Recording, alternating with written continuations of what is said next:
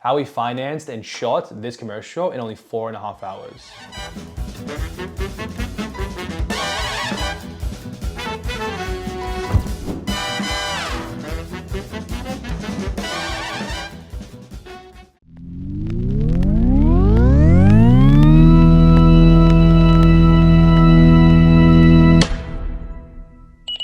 So this really cool product from these boys at Oho Studios, and then I messaged them and I asked, like, I just shot my shot and I was like, hey, you guys want to film a commercial? And then within hours they responded and they were down. And then from this point onwards, it was go, go, go. So we had to try and create this commercial. I had a vision in my mind of this piece that they want to sell, which is this money bag sculpture. And I really like the idea of creating a campaign around the idea of somebody stealing it in a really high artsy environment, like an art gallery style. So that came to the pre-production. So after about a week of creating the idea, I went to them, I pitched it, they absolutely loved it. And then now it was time to actually start scouting the location. I spent a couple hours on Airbnb, multiple sites where you can rent out studios, and I was trying to find a studio that I thought matched.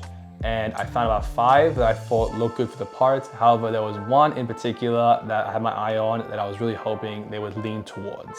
Funny enough, I actually did show them it, and they actually leaned towards the one I was really excited to shoot at, which is at Coma Art Galleries in Marrickville. Scouted for the first time with a bit of the crew. Got me, Milan, who's a cine, I was directing, and our mate Angus, who was one of the cafes on the day. And we actually went to the studio, we kind of spoke to them, they loved the idea. And we noticed that inside the gallery, we had a main issue with the space, which is something we knew in advance, which really helped us in terms of shortlisting this and actually getting it down in those 4.5 hours that we were actually allowed inside the studio.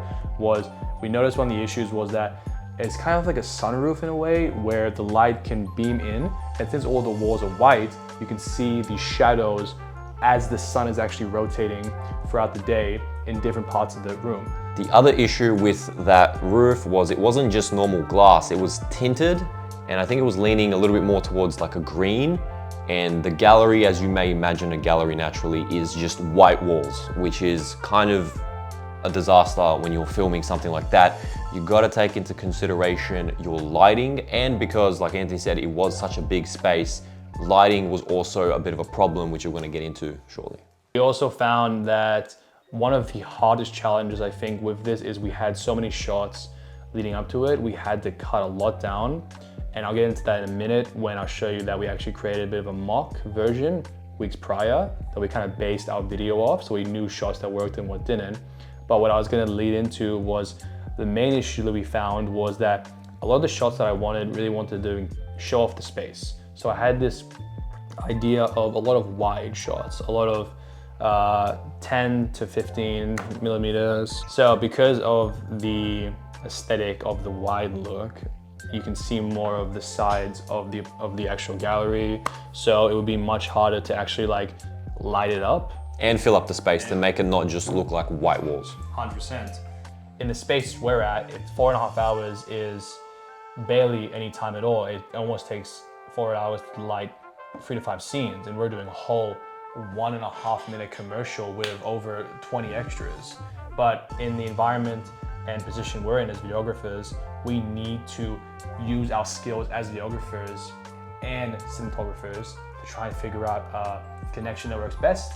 And we did find that because of the white gallery, everything's super white, it wouldn't be super hard for continuity. So we thought the best time to actually shoot this would be leading into night, where there is no sun flares or shadows on any of the walls. No changing light either, and that green tint that we had would also largely be eliminated. And thanks to Callum and Angus for really clutching throughout these 4.5 hours, we figured the best way continuity-wise to actually light this place was with a lot of negatives and drapes, I believe. Yeah, a lot of negatives because it was a very wide space. The lights that they had in the building couldn't be dimmed from memory. I think that was one of the key issues. So Callum and Angus just brought a lot of black sheets, black fabrics, and a lot of C-stands to hold it all up. We have some BTS photos as well, which we're gonna chuck on for you guys to see kind of the scale of how much of this black fabric we use for some of these shots, especially for these wide shots of the crowd. they were very, very important. One of the most crucial things when it came to a shoot like this, given the amount of time, is that planning. And Callum and Angus, before going to the shoot and obviously starting everything, they made a really solid lighting plan. And then we also made a backup lighting plan because there was a big issue with the money shot of the whole commercial where our main subject was, it was a front on of him and he was looking and he's in awe by this sculpture. And we wanted to really light it properly to try and make him stand out from the 20 plus people that were standing behind him, all like, oh my God, look at this painting.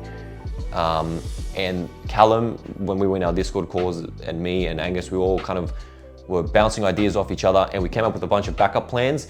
One of the key things that we did want to, or how we wanted to light it, was we wanted to use the Oppenheimer look, which I was really pushing for, and I just really liked the way it looked. And also the fact that we had the sculpture right in the middle of the subject and the sculpture itself is illuminated. We wanted to have that motivated lighting, but we didn't want to make the subject look flat and just front illuminate him.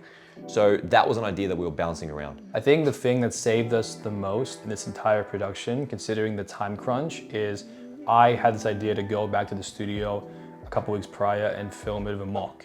And the importance of a mock is that you can kind of reenact what you would have done on set, but you can kind of just, you record on your iPhone or something so you can see what works, what doesn't, and you can compare it. If you look at the mock, it's pretty much exactly the same as the commercial, which is what we intended.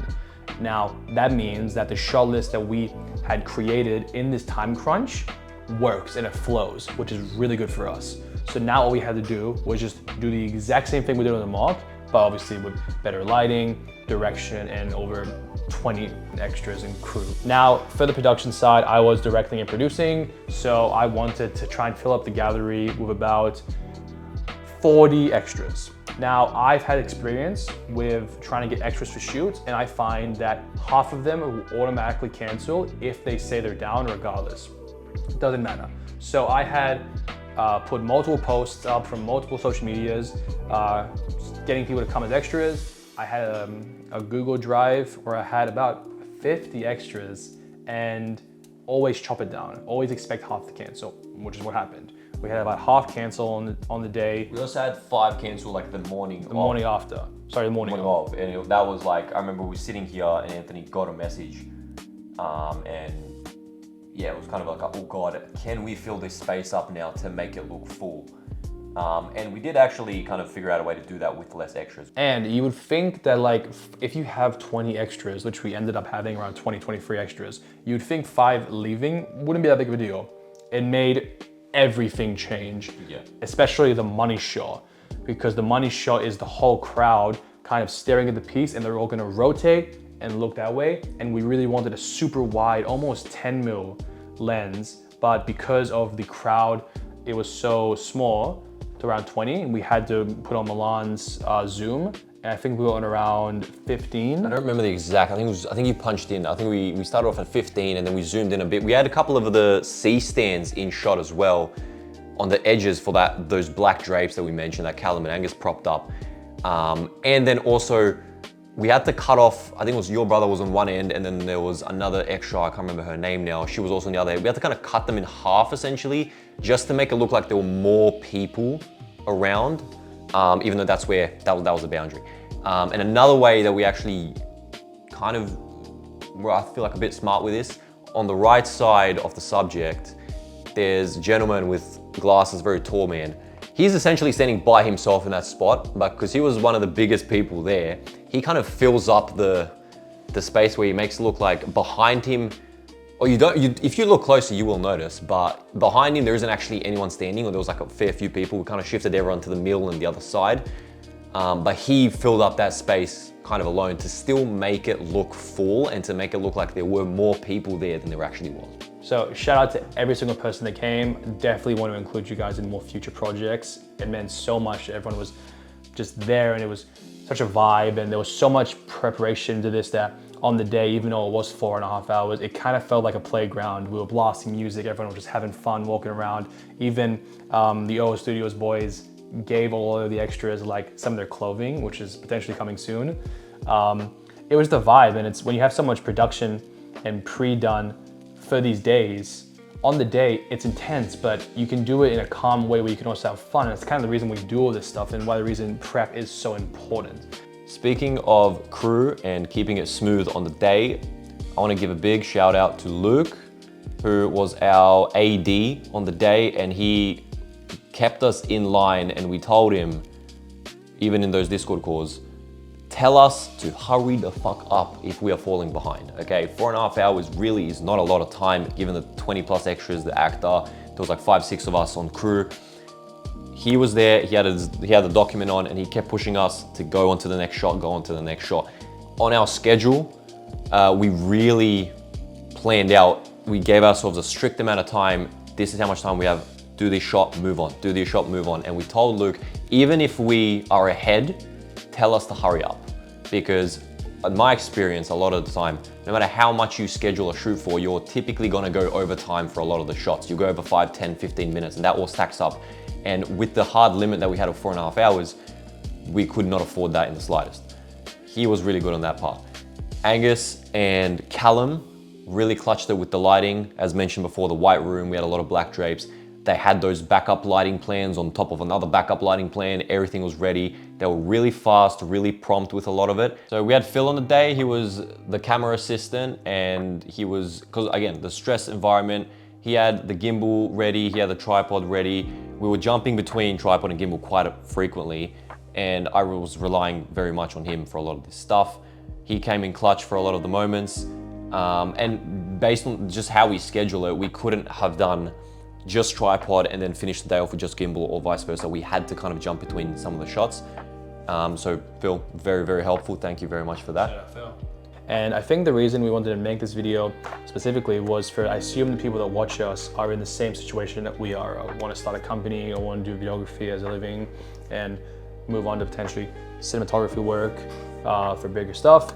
And doing these kind of shoots are the reason I think we do this kind of stuff for a living, because it excites you and it scares you. But at the end of the day, those 4.5 hours, they flew by, but I remember every moment of it. So many interactions, so many extras, so much crew. There wasn't a moment where I was stressed. Everything went perfectly. That came down to a lot of pre-production. And I think if you're chasing these kind of goals, shout out to any single person that you want to work with. For example, this all started from a DM, a random DM, and it came into this massive thing. Yeah, with these videos, we just want to show you that even though this production, and we've gotten a lot of feedback from people saying, wow, this looks like a much bigger production than what it actually was. It is kind of possible to do a lot of this stuff, even if you are on a bit of a tighter budget. You just kind of got to be smart with either where you buy your props, what kind of props you buy, renting out gear sometimes versus buying an expensive lens, which is what we did for one of the lenses. We want to show you it is possible, it can be done, you can get a result that is strong, very good. We've gotten a lot of positive feedback on this video, hence one of the reasons why we're confident in this YouTube video that we're talking to you about. And the process behind it, and I think probably the most important thing is we have a lot of very good people, a lot of good friends, Callum, Angus, Luke, Phil, that are in the world of production, and they also have their own pieces of gear, they have their own pieces of knowledge. We all come together in the Discord call and we talk about it, and Callum and Angus figure out the lighting situation. Luke's on top of it with all the scheduling, and all these details come together because of the people that you're with. Surround yourself with good people, keep spreading positivity, and Empyrea out.